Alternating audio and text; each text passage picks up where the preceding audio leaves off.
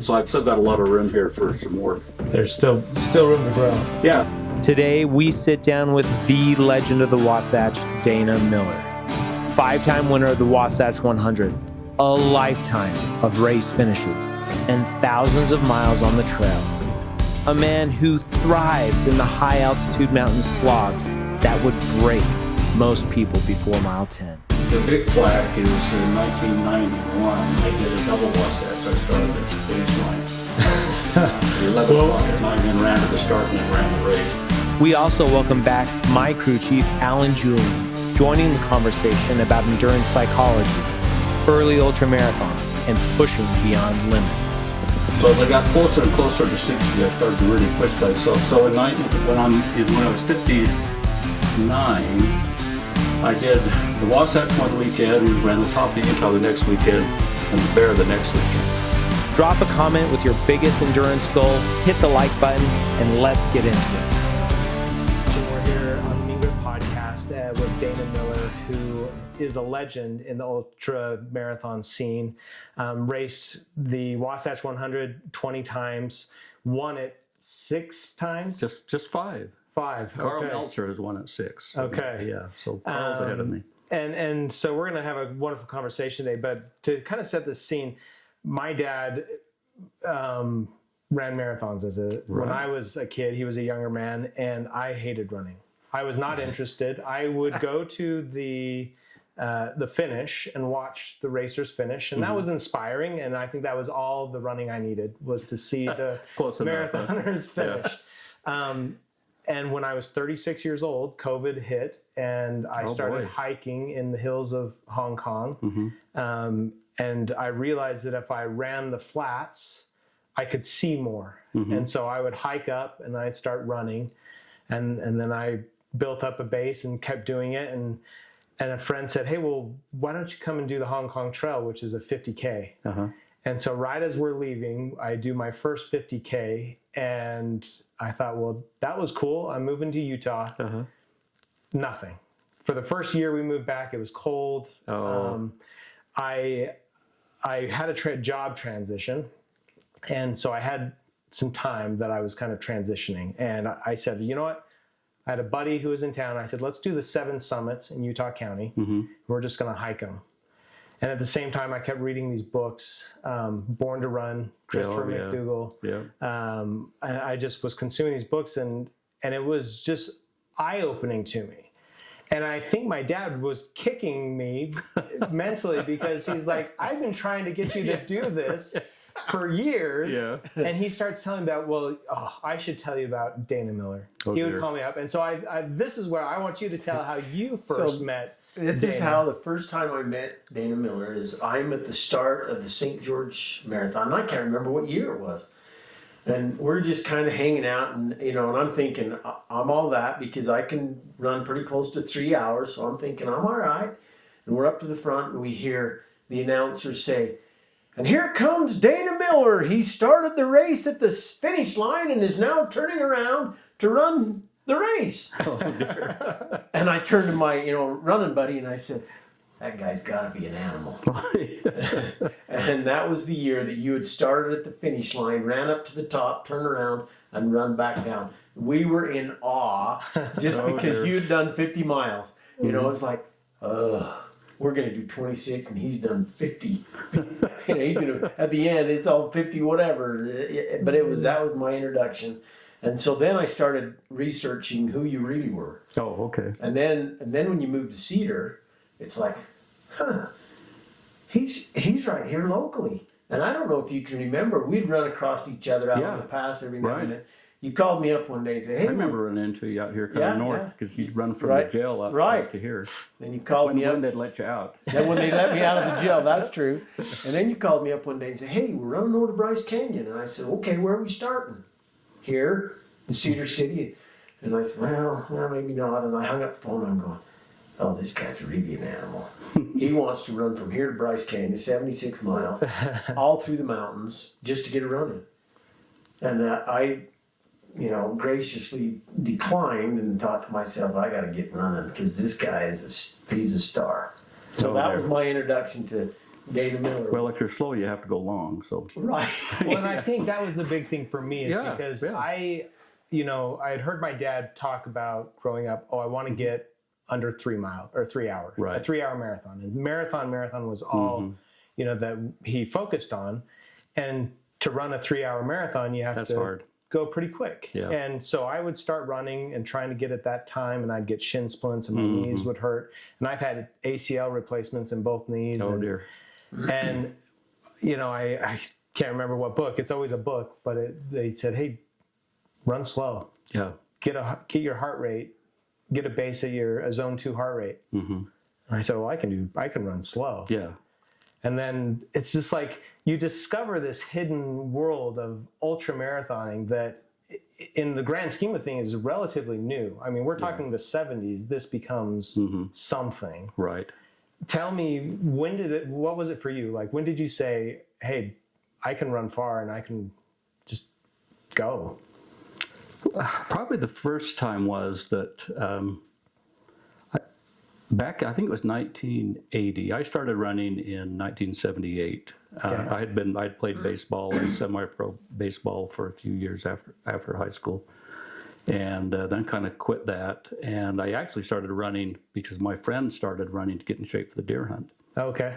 And then I kind of got hooked on it. And so 2 years later, I was doing the Bear Gutsman. I don't know if you've heard of the Bear Gutsman or not. I read up a little bit about that. Okay, so I was doing the Bear Gutsman for the second time, and the race director was offering you could do the race, but they also had the long version that finished down by Bountiful Bee, and it was somewhere around 32 or 34 miles. So I thought, well, that'd be pretty cool. Yeah. So my goal was to finish in the top 10 of the Bear Gutsman, and then go on and do the 32 or 34. So for some reason, I got pretty fascinated by that. I had a terrible time. Somebody had come along. I mean, it was just only about 5 or 6 of us did the 32. But the guy who put them on, Richard Barnum Reese, he was the one who actually started the Wasatch 100. Okay. So it was his crazy idea. But he put on the Bear Gutsman. But he had put jugs of plastic milk jugs out by the side of the road, and people had come up on their motorcycles and just kicked them. So there was no water the last 22 miles. Wow. So we were and he just laughed. He picked us up in his Volkswagen van, and he was just laughing, all the way back, hauling us back to pick up our cars. But that's so funny. So I got interested in 80, and then I did the Ironman in 82. I did that just because I had gotten injured and started to bike. Okay. And then I thought, well, why not? So I trained for about 6 months and did the Ironman.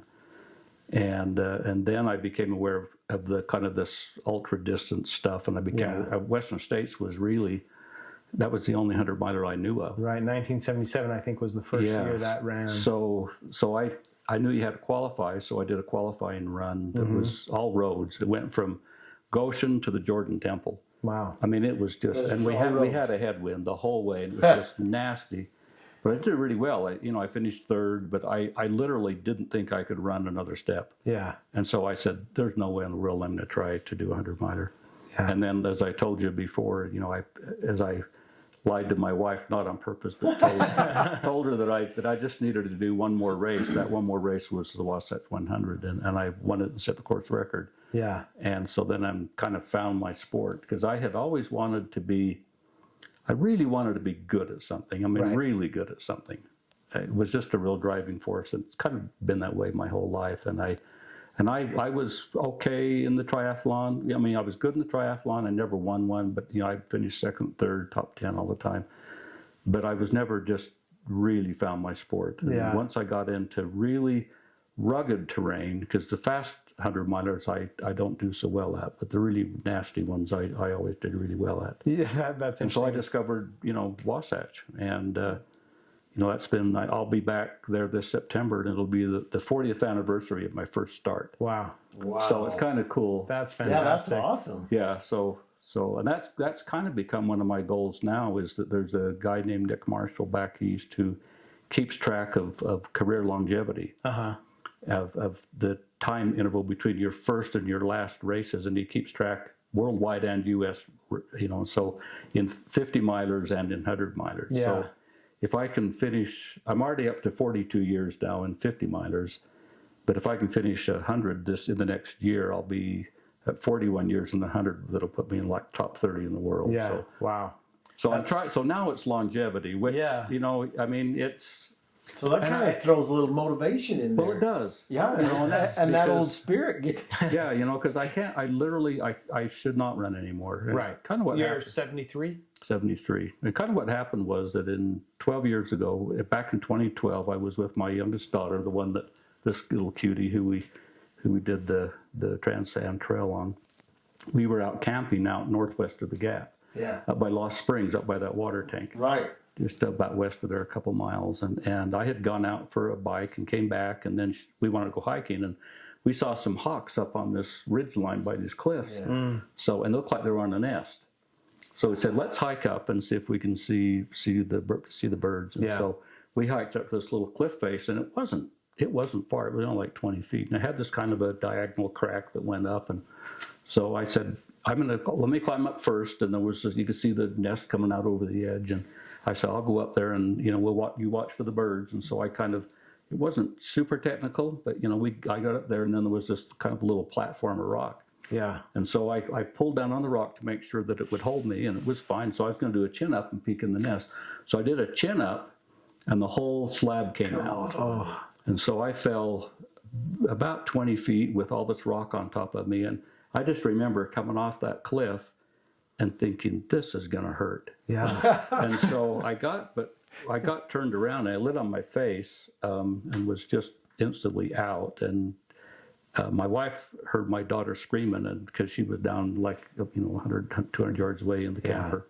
Wow. But when I came off the cliff, what had happened is that my left leg got stuck on the rock, and it just folded me over. Mm-hmm. So it tore the whole hamstring bundle off the hip. Yeah. And we didn't discover that until about 6 weeks later, when the concussion was gone and all the swelling came down. Right. I thought it was just a bad muscle tear. So they went in and reattached everything. But then what we discovered about 5 years later was that the second largest hamstring, the semimembranosus, is actually torn all the way through, and it's pulling apart. So I've got about a 10-centimeter gap in this semimembranosus hamstring, and it's pulling the sciatic nerve. Oh. So I'm starting to have a little problems with getting my leg to go forward. So I can't, when I run, I have to consciously use other muscles to get my foot to come forward. Yeah. Wow. So the surgeon said, I could operate on you, but I'd have a hard time defending myself in court. He said it would really be fun to try to fix this, but he said it'd be like trying to sew hamburger. Wow. So he just, in fact, I've got an audio tape of it, and he started to cry. He said, buddy, your last day running was yesterday. But you keep going, and I want to talk about that, because that's kind of the concept of our channel is this grit mentality and this the mental fortitude that you need to do these things. But I want to go back a little bit, because you've mentioned it, and I've been so curious. I read your article on the 1982 Wasatch 100, and talking about... Was that Ben Duell? Yeah. So the first one, there were 2 people who finished. Okay. And then the next one, there were 7 starters and no one finished. And then this was kind of that third year. Yeah. I mean, in your article, you talk about there were no camel packs. People were going out with a compass and a map, and these descriptions of the race trail, of like a narrative. You got to turn here, you got to turn here, watch out for this. Yeah. Like, the sport has come so far, but one of my biggest questions, and I think you answered it, like, what did you do for water? How did you fuel in those early races? Like, what were you doing?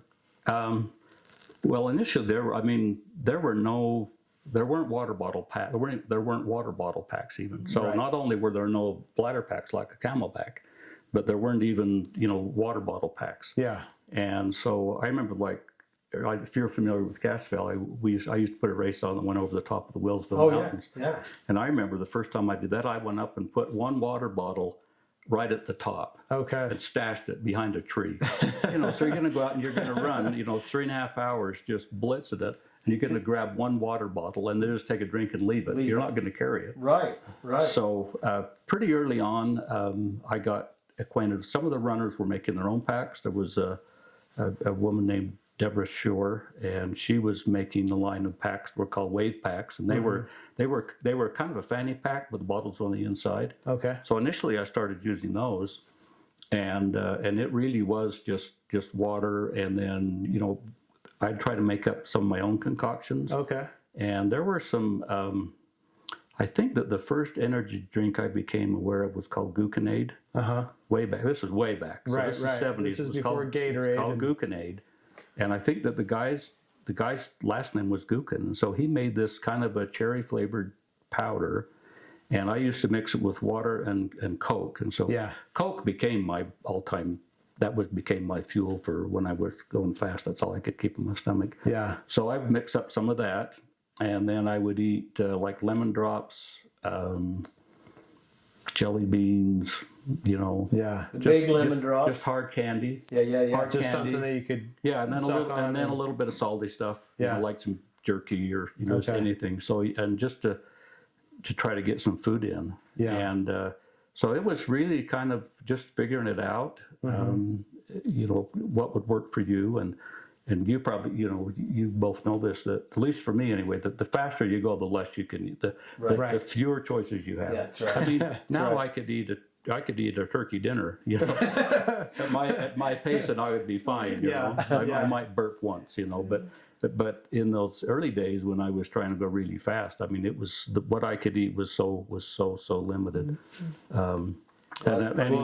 When you said turkey dinner, we served him up hot dogs, and it was like mile 60. It was the best thing. Oh, it was like some salt in you. It was really good. Fat. That's funny. And it's interesting because today there are some the gels and the electrolytes and the goos and goos. See, this is interesting. It was so experimental because Laura Vaughn, her dad, Bill Vaughn, was the founder of Goo.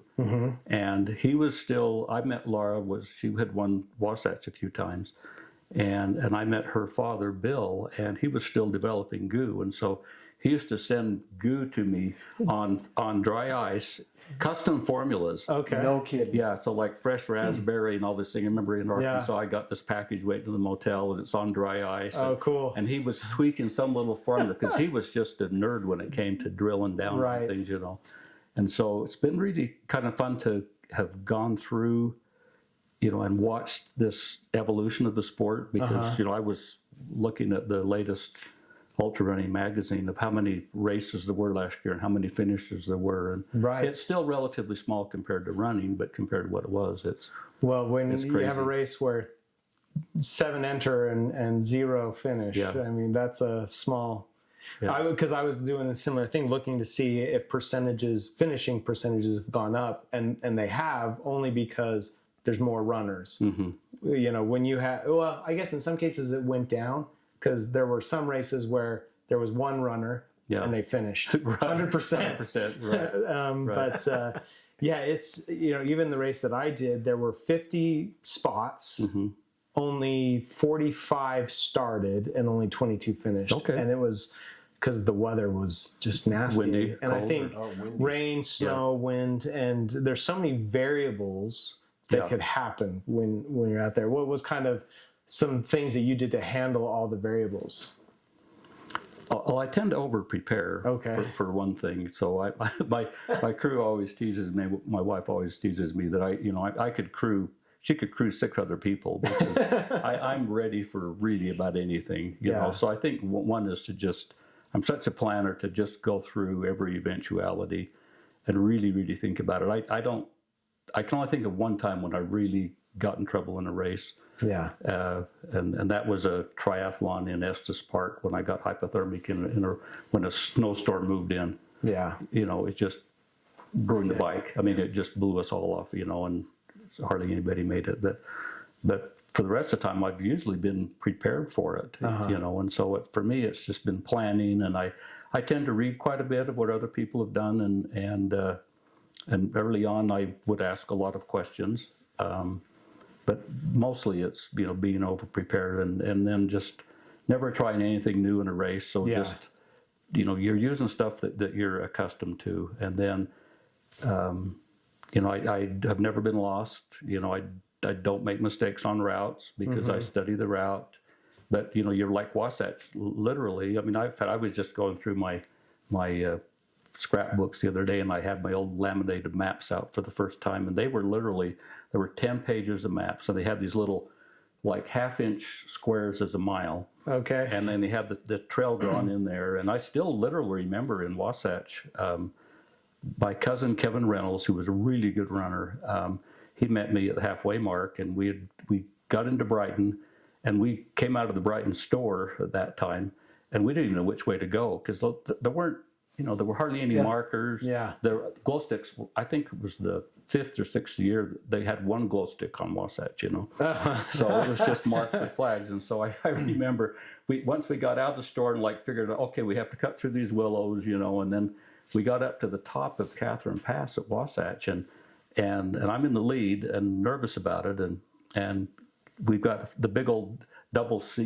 D flashlight, big old workhorse flashlight that weighs like 4 pounds. Right. They were awesome because you could really throw. Right. So you're sitting up there and you're just freezing, and it's like 10 o'clock at night, and we have this map out, and we're reading the directions, and it says, okay, when you get to the pass and start downhill, you go, you have to. There's a bush, and a very faint trail takes off at 120 degrees. Take a compass reading. So we are literally up there. So I always took the time to make sure make sure I was on. So I think that's the other thing, is just to not run yourself into trouble. Yeah. Be aware of what's going on so that you don't then go, oh crap.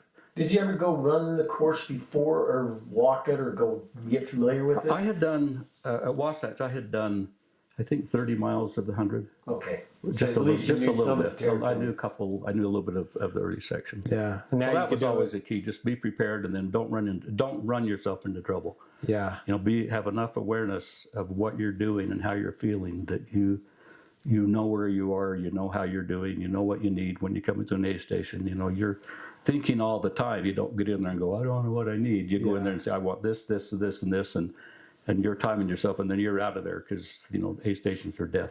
Yeah. So I'm curious how you balance that. You talk about the awareness of your body and where you're at and what you're doing. How do you balance between I'm feeling crappy, but I'm going to keep going, versus, hey, something's not right? Is it a very clear distinction, or have you ever been in a situation where you pushed through and you were glad that you made that choice, or vice versa? I can't remember who said it, but for a long time I had one of my mantras during a long run was, things will get better or worse. So if you're feeling crappy, things are going to get better. If you're feeling really great, things are going to get worse. So be really careful. Yeah. There have been, I think I dropped out of Wasatch once when I could have kept going. I just lost my will to suffer. Yeah. It was I think I was going for my 17th finish or something, and I got to about mile 65, and I was puking my guts out, and I just thought, I just don't need to do this. In fact, I didn't go back for 3 or 4 years. So that was a case where I just kind of caved in, and I knew I did. I knew I just don't want to do this today. Yeah. One time in Old Dominion, I tore a sartorius muscle at about mile 85, just absolutely tore it, and I couldn't lift my leg, so it's gone. Yeah. Yeah. But most everything else I've been able to get through, just stomach and throwing up a lot, and but if you wrench an ankle or something, but blisters shouldn't take you out, or throwing up shouldn't take you out. You can get through that. Come on. Yeah. Yeah.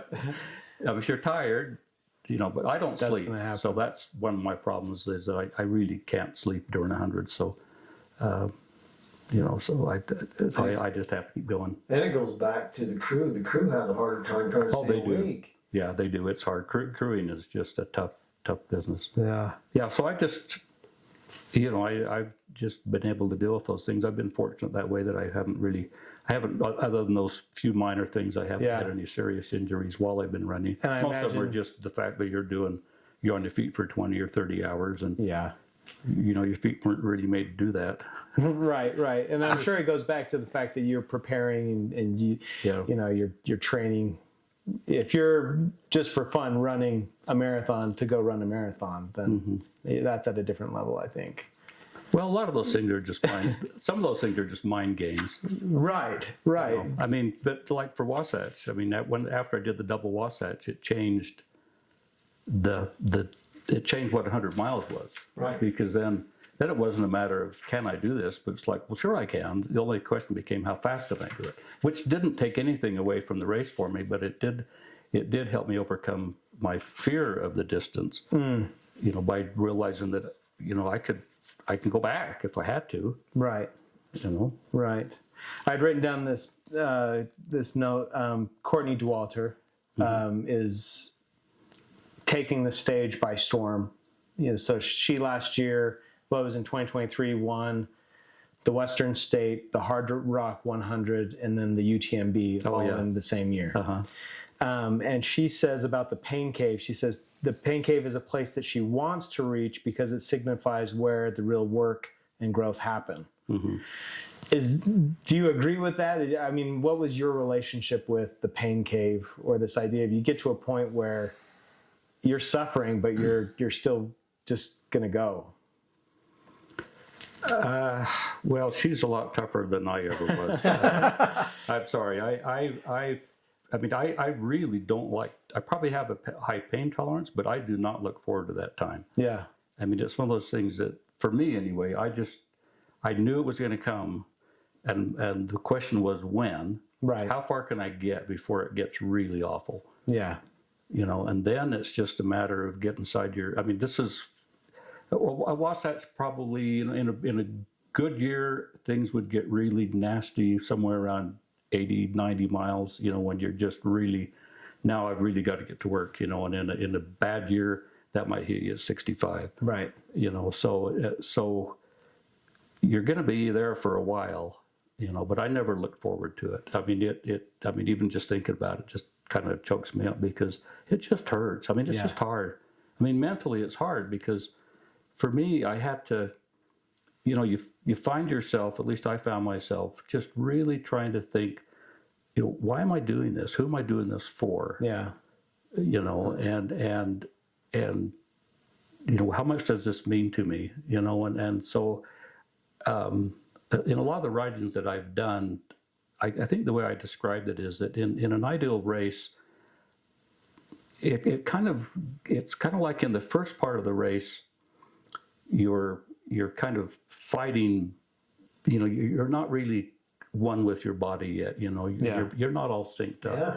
But there's some point in the race where if you do it right, you know, you may be suffering, but you are right where you need to be. You know, you're right where you're supposed to be because everything is come together. You know, I mean, it's not like your mind's over here and your body's over here and your soul or your aspirations are over here. You're just hooked up. Yeah. I mean, and it's only this next 10 feet. I mean, your world gets so small. And that's really cool, you know, and that's just one of the most amazing things that I've always fascinated me about these ultra distances is finding that place where, you know, where you're no longer overthinking things, which is what I tend to do. Yeah. But once you get in that zone, it's like, I'm good. Let's just keep going. I don't think I ever got there. Mine was, let's just keep going to the finish line. Okay. Just keep going. You know, I mean, it wasn't just go forever, but Right, it was really right. just, you know, you're hooked up and, you know, and you may not be going as fast as you want to go, but you're going just right and it feels right. You're not kicking yourself and going, crap, I'm losing 30 seconds a mile. It's like, you know, I'm working this, you know, and so I think that's one of the beauties of that you can experience in an ultra is just that place where you can make peace with yourself and with whatever your body's letting you do that day, whatever the course will allow you to do and whatever your body will let you do. Coming up, music or no music, we get Dana's thoughts as well as his hope for what ultramarathons will become in the future. Stay till the end to better understand what motivates Mud and Guts Miller. See, I never ever tried to. I never listened to music when I run. I never did when I race. Me either. I always wanted to be right there. I mean, I didn't want to have any distractions. Yeah, I just wanted to be there. That's orthodox running. I like that. I wanted to hear everything. I wanted to see everything. I wanted to listen to my footfall. I wanted to listen to my breathing. You know, I wanted to be sensitive to the temperature. I mean, no, I I would just try to be right there. You were just there. Just this next 10 feet. That's all I got to worry about. Yeah. These next 3 strides, what rocks do I have to dodge? And that was it. So I think, it's called flow or just a higher mental state. I saw this meme joke recently, and this guy was talking about every ultramarathoner has 5 things. Or, no, he said every ultramarathoner isn't able to have all 5 of these things. Oh, not able to have all 5. Unable to have all 5 of these. Okay. First one was $100. He said, "Oh, I've got $100." Second was mental stability. I'm not doing this. And he ended right there. So I'm curious if, I know that for me personally, it is kind of an opportunity to be kind of with myself and my thoughts and sort through a lot of things. It was kind of the, my wife's here.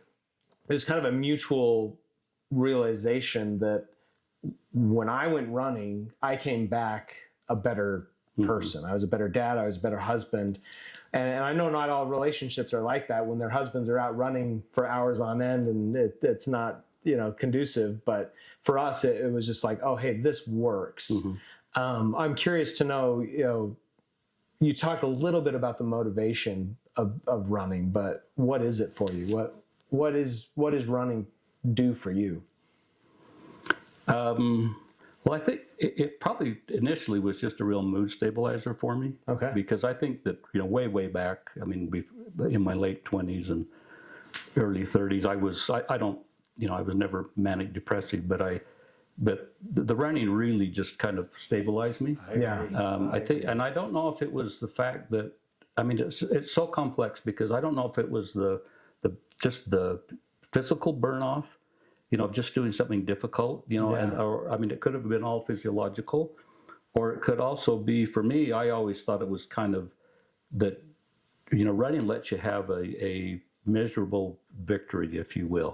Because so many things that we do, business or working with people or, how do you know when you've succeeded? Right. And so with running, it's like, I ran 10 miles in 74 minutes, there it is. I did that, and so I think that there's some finality to it that for me that kind of, so I could write it down, and I kept records and I do, and I don't spend a lot of time worrying about them, but I have all my running journals going back 40 years, and sometimes I'll pull one out, and go, what happened that day, or I actually use them for injury prevention to say, where did I screw up? But I think for me, the running, well, one was just that sense of accomplishment and doing something difficult that wasn't natural for me. I was not a fast runner. We used to have to run. Our coaches would punish us to, you pitchers go run wind sprints while the rest of us take batting practice. So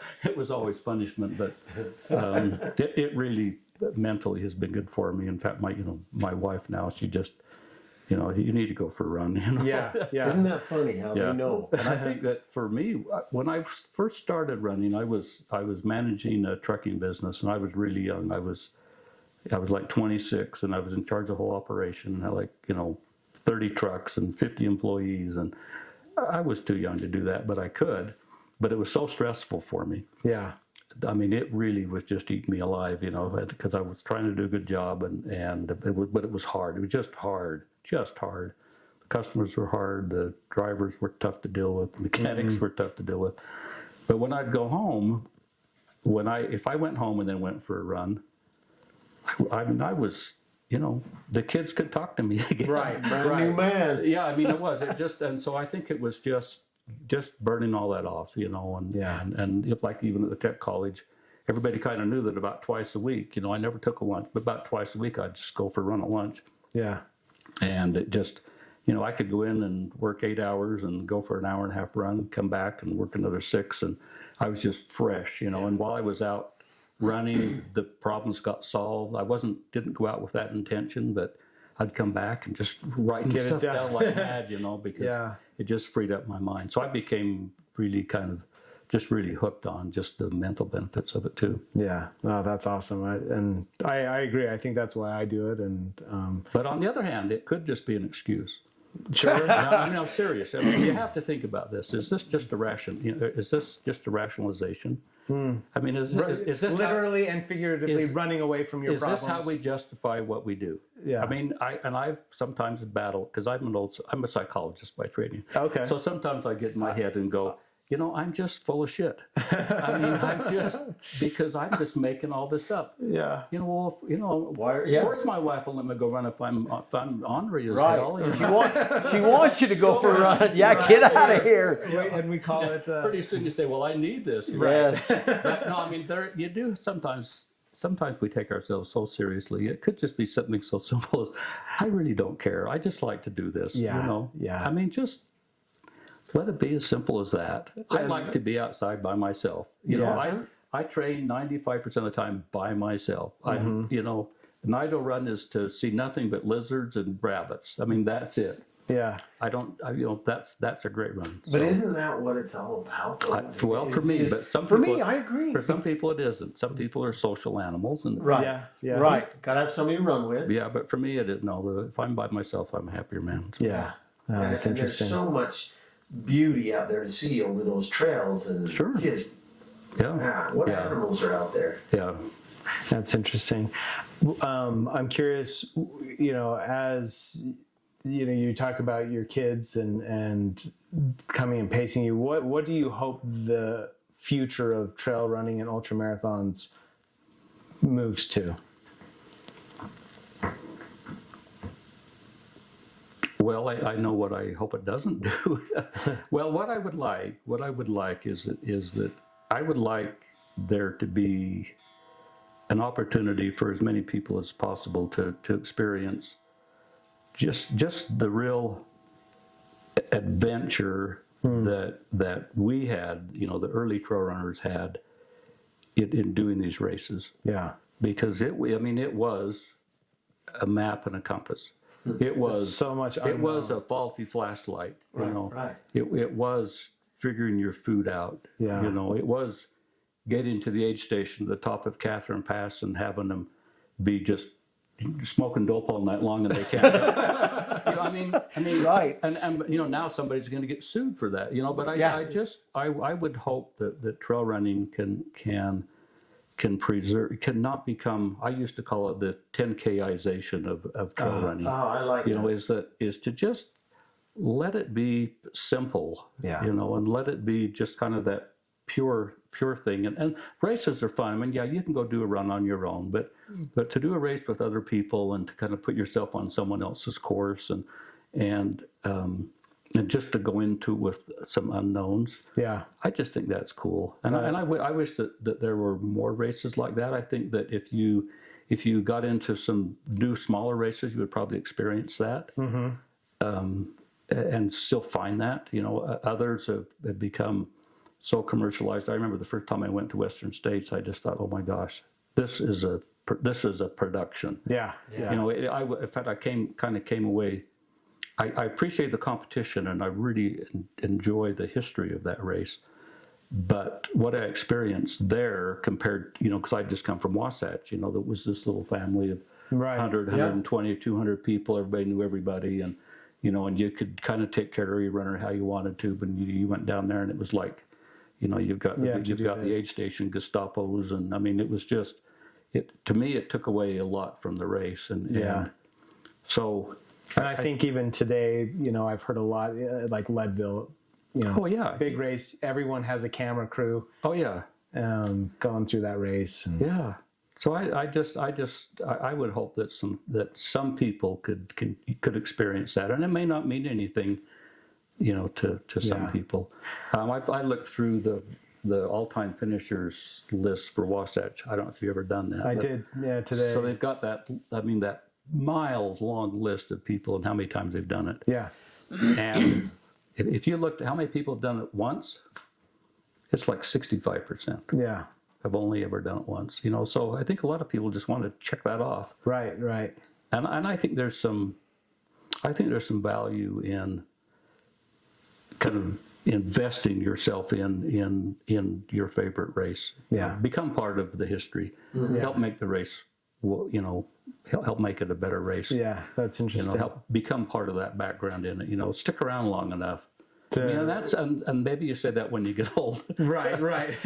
but there's something to be said for a legacy. Right. For maybe not a personal legacy, but creating a legacy, like the Wasatch course, it's got some mystery to it, and it's got this kind of personality, and people don't sign up because they're afraid of it. It's a challenge, yeah. They're afraid they're going to get lost. Well, of course, the lost years were 30 years ago, but but they still be able to keep that up. Yeah. So. Yeah. I'm curious your thoughts on the backyard ultras. Well, I know Gary Cantrell very well. I've done Barkley. Okay. So Gary Cantrell is a devious man. he really is. He is a sick person. Okay.